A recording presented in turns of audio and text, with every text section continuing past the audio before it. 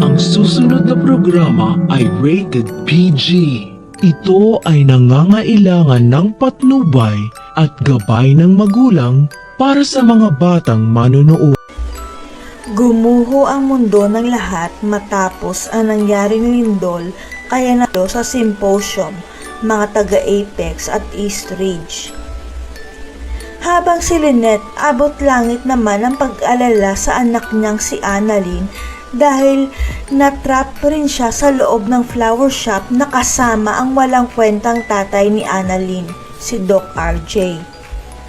Parang aso't pusa si Doc RJ at Lynette dahil nagbabangayan pa rin ang dalawa kahit na may lindol at matigas pa rin ang puso ni Lynette kay Doc RJ dahil sa nakaraan nila.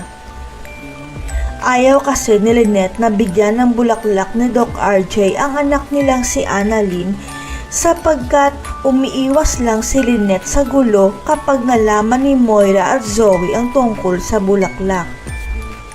Kaya nasabi ni Doc RJ na kung sana pumayag lang si Lynette na bigyan niya ng bulaklak ang anak nila, hindi sana sila naabutan ng malakas na lindol at natrap sa loob ng flower shop.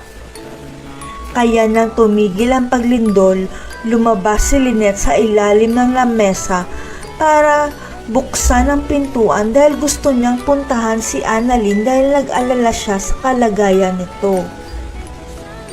Sa kasamaang palad, hindi mabuksan ni Lynette ang pintuan dahil may nakaharang sa labas dahil sa nangyaring lindol at wala pa silang signal at baterya sa mga cellphone nila. Kaya nagbabala si Doc RJ kay Lynette na bumalik sila sa ilalim ng lamesa dahil siguradong magkaka-aftershocks pero ayaw maniwala ni Lynette dahil mainit ang dugo niya kay Doc RJ. At hindi nga nagkamali si Doc RJ dahil nagkaroon nga ng aftershocks at yumanig ang kinatatayuan nila kaya napahawak si Doc RJ kay Lynette at bigla silang natumba. Nagulat na lang si Lynette nang makita niya ang dugo sa kamay ni Doc RJ at bigla na lang ito nawala ng malay dahil natamaan pala ang likod at ulo nito sa pagsagip kay Lynette. Kaya lalambot ang puso ni Lynette kay Doc RJ dahil siya ang may kasalanan kaya nasaktan si Doc RJ kaya ipinapangako niya na hindi na magmamaldita sa tatay ng anak niya.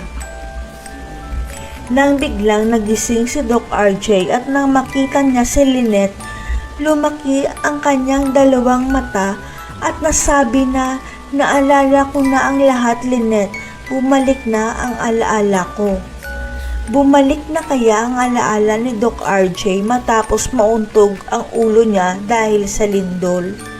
Si Lynette kaya ang unang makakaalam na si Annalyn lang ang tunay na anak ni Doc RJ? Abangan.